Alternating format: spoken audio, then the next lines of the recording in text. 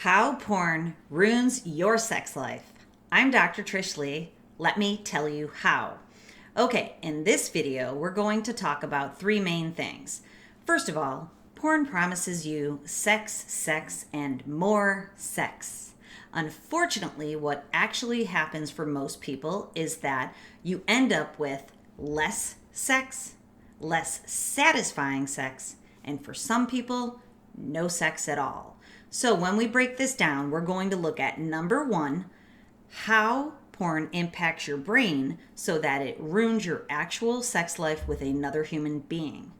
Then, number two, we're going to talk about how porn impacts erectile dysfunction, your sexual libido, and delayed ejaculation, because people ask me questions about this all the time. And then number three, stay tuned. At the end, I'm going to give you your awesome brain tip for the day when we discuss what can you do about this. Okay, so number one, what's happening in your brain? What are the neural mechanisms behind how pornography ruins your actual sex life? Now stay with me, because I know sometimes people are like, pornography is sex. No, it's not. So just out of the gates, when you watch a screen and you're watching a fake performance by people who don't actually even want to be there most times and are not enjoying themselves, that is not sex.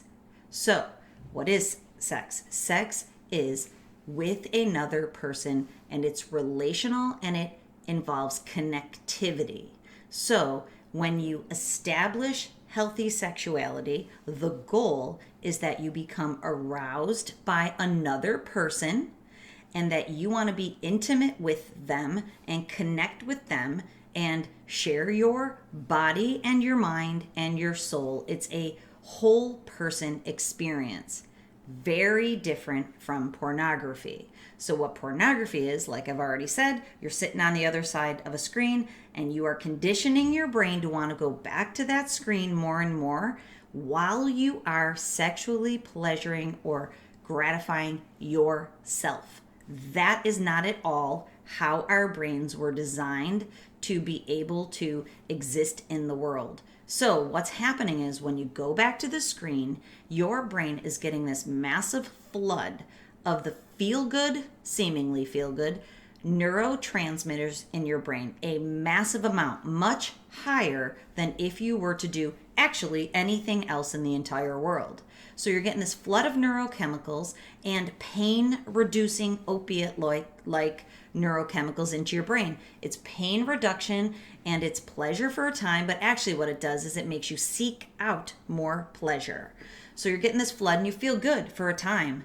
And actually I need to talk about this in another video, but when I'm analyzing people's brain training graphs when they use the headband, when a person consumes pornography, their brain looks pretty chill. It'll look calm, but it's artificially induced by this flood of dopamine. So if you're using your brain training headband and you're 99% calm, but you just had a session, that's artificial. That's not real.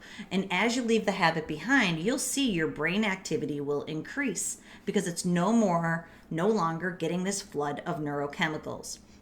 What happens in actual sexuality is you get less neurochemicals in your brain that are for pleasure, dopamine, oxytocin, which is coupling you to another human being, not the screen. And when you're engaged in connection with another person, there's more serotonin, happiness neurotransmitters. And in the end, that is what gives you joy.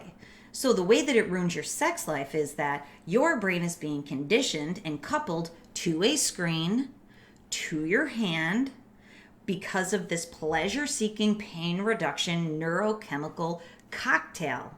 What it's missing is the chemicals for connection to another person. You're actually reducing that when you're with another person because you're giving your brain it from a screen or your hand. So then the question I get the most is, if I leave porn behind, can I still masturbate?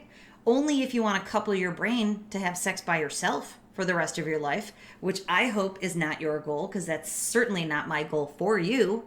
So you have to leave that habit behind too and start conditioning your brain to release the neurochemicals when you're engaged in a sexual experience with another person. And hopefully that's a person that you care about and you want to connect with, because people also ask me, can it, kind of be casual sex, or can it be a friends with benefits? Yes, but hopefully you want to connect with that person on some level, because if not, if it's a random connection, it's only you're just using that person's body to do the same thing that you are doing with a screen or by yourself. And obviously, that's not cool. Okay, so that's how the brain is impacted when you are coupling your brain to the screen and to masturbation instead of being with another person. So how does that impact erectile dysfunction, your sexual libido, and delayed ejaculation? It should be pretty obvious, hopefully. But what happens is, if you're getting this massive neurochemical just flood from a screen and masturbation, then when you go to be with another human being, your brain thinks it's a drought because you've been giving it this deluge of neurochemicals, and now it's like, this is another person. This isn't like a major performance, and I don't have half the stimulation that I can give myself with masturbation, because sometimes that's how it goes. Most times that's how it goes. So then your brain's like, this isn't doing it for me. I want to go back to that thing that gives me just this massive neurochemical rush. Unfortunately, science shows you can't get that rush by being with another person. Your brain's not designed to have that rush. Your brain is designed to have optimal levels of neurochemicals going into it that will connect you to another human being, keep your brain and your body and your life healthy and happy. So the way that erectile dysfunction happens is that you need that rush to be able to get aroused. So now your beautiful girlfriend just doesn't do it because she can't possibly do it because of what you've conditioned your brain to need. It's just like alcoholism. It's like not being able to get a high off of one drink when your brain's used to having 7 drinks. You have to have 7 drinks to be able to get high then. One won't do it. That is the analogy. So then your sexual drive for sex with another person becomes lower because you need those neurochemical deluge, rush, flood, that unhealthy flood. So then you also have delayed ejaculation because you're trying to be with your partner and you literally can't do enough to be able to get the amount that you need. You can't get the deluge. What's the way out? That's number 3. I know the way out is always leaving the habit behind, but that is true. That's why I'm here. So you have to leave the pornography habit behind.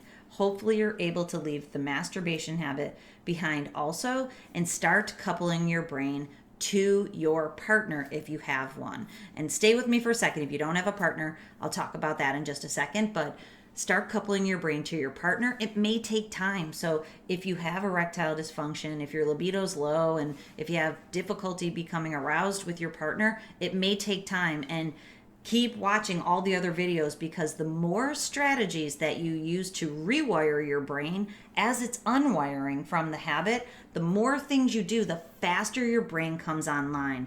Get the brain training headband. Start using the strategies in my YouTube videos. Sign up for my courses. There's more tools in there. More is more when it comes to this. You need a toolbox with tools and strategies and techniques that are all built on neuroscience. The more you do, the faster your brain rewires. And then you've also hopefully established some really good habits so you can hardwire in this new, better brain pattern. Okay, so here's the brain tip for today. And this goes for people who have a partner or would like to have a partner, but it also applies to people who don't have a partner and might not be looking for one right now. But what I want to encourage you, if you are a person who doesn't have a partner, you're like, I'm not looking for a partner, I don't need one, is that humans are designed to have connection, maybe not with a lifelong partner, but with another person for intimacy. So I would argue this applies to you too. So what you want to do is right now, write down at least one person that makes you feel good, that you want to see and you want to be with. It's even better if it's someone who you are sexually attracted to. And so think about that real live human being, because what I want you to do is to connect with that person. So if you have a girl that you've been thinking about, you can text her. If you have someone that you knew 8 years ago and you know they're still single, reach out to them. And I was talking with my besties the other night, and my two best friends, girlfriends, they were talking about how their two sons are my youngest daughter's age, and they were talking about, even in this pandemic time, that their two sons, who are in fourth grade, mind you, both like two different little girls, and that they have been FaceTiming those girls, and that they text each other back and forth from their mom's phones. And, if fourth graders can figure out how to create intimacy and to reach out to another person that makes them feel good on the inside, I'm sure you can do that too. So find that person and reach out to them. If you have a partner, start connecting with your partner again. Watch my video I made on all the different types of intimacies and start practicing that intimacy. Start physically touching them, and over time you'll become aroused to that person. I know somebody's going to write that I'm not aroused by my partner anymore. If you're not aroused by your partner anymore, just know that that comes from pornography consumption too. It's proven by science that when you watch porn, you are less attracted to your partner, and it will come back online for the most part. If you don't think it's going to come back online, or you just have, literally no arousal when it comes to your partner, whom I've never met, by the way, it may be time to evaluate if you're in the right relationship. I don't want people leaving their partners, but some people need to evaluate their relationship. And if you're going to recreate your life and reboot your life and recover the authentic self that's in there, sometimes there's hard decisions that need to be made. And I've made most of these decisions, and I know they are not made simply or easily, but they can be made if it's in your best interest. And you have to gain strength along your journey. So if that applies to you, you can think about that. Because we know that 30 years ago, there was no erectile dysfunction for young people because they were not watching pornography. They were becoming aroused by other people. That's what we're looking for. We're getting you back to being aroused by another person so you won't have erectile dysfunction. Your libido will go up again, and that it won't take you forever to culminate a sexual act. Your brain will be healthy and your life will be better. So think of that one person that you would like to spend time with and start spending time with them. And your arousal might go up towards that person. Now, if you don't have a partner, you can just go back to the intimacies and connect with people. Because as you're coming out of the fog that this creates, connection becomes very important. Okay, if you want help in this journey, reach out to me at drtrishleigh.com. I'd love to help you. I have courses and coaching so I can help you be successful in this journey, because you need the right tools. And remember, control your brain or it'll control you.